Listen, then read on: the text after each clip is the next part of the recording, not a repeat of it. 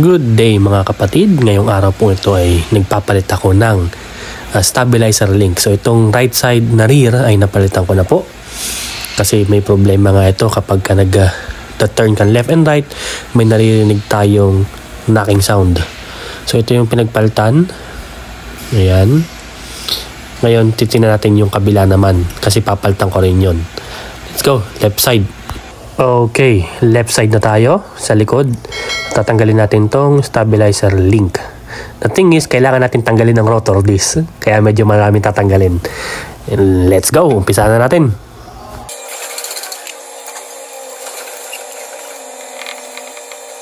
Ayan, nabaklasan natin yung backing plate, rotor disc, and brake caliper. So dito po ay tatanggalin natin tong nut. So ngayon may kontrahan yan. Gamitan mo siya ng Allen wrench. Make sure na tama yung sukat. Yan. Then duluwagan mo lang yung pakaliwa. So sa ilalim naman mga kapatid, mahirap. Kailangan mo dip socket. So para mas madaling tanggalin yan, gamitan mo siya ng impact. Gamitan mo ng impact wrench. Ayan. Ito di hangin ang gagamitin natin. Okay. Balilin na natin to para matanggal na natin yan.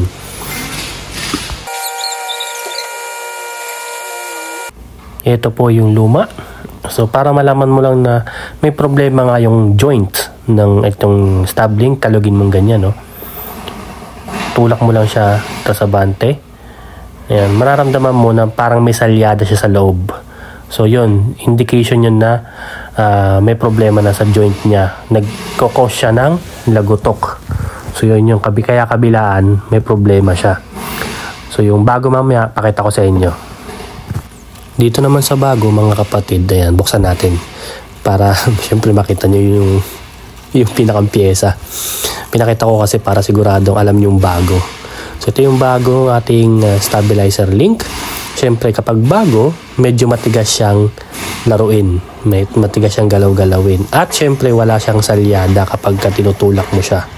So ngayon, isasalpak na natin tong bagong stab link. Ayan. Make sure na tama yung posisyon kapag sisilipin nyo, ha. Dapat tama yung piyesang ikakabit ninyo.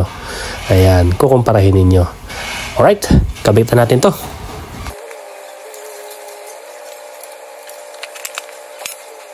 At syempre mga kapatid, kapag mga critical nuts and bolts, make sure to torque. Kailangan i-sure natin na nasa tamang higpit yung ating bolts or nuts. Kaya torque natin to.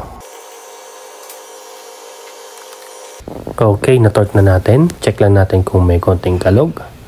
Wala siyang kalog. Siyempre, bago dapat wala. Kasi yung luma, may lakas na yung kalog, lalo na yung bandang ibabaw. So ngayon po mga kapatid ay sasalpak natin yung rotor disc, backing plate, caliper. Ibabalik na natin para after nating may kabit lahat, siyempre tayo naman ay magro-road test. Let's go!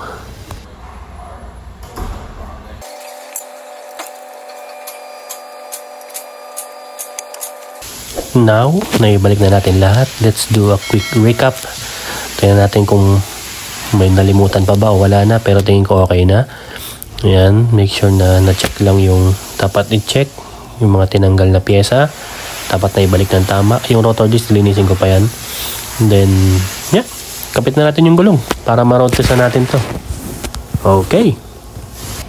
Make sure to torque the wheel nut para sigurado. Okay.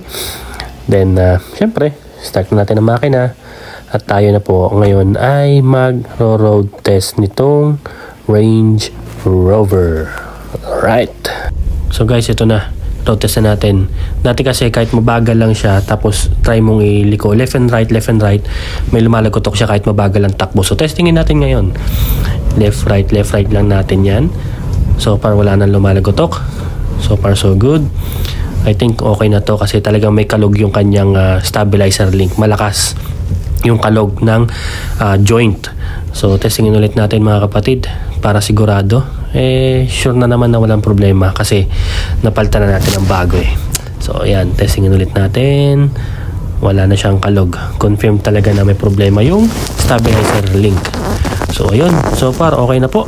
At salamat po sa lahat ng aking Facebook page followers. And mga kapatid, don't forget po to subscribe at my YouTube channel. Thank you very much po at pagpalain po lahat tayo ng Panginoon.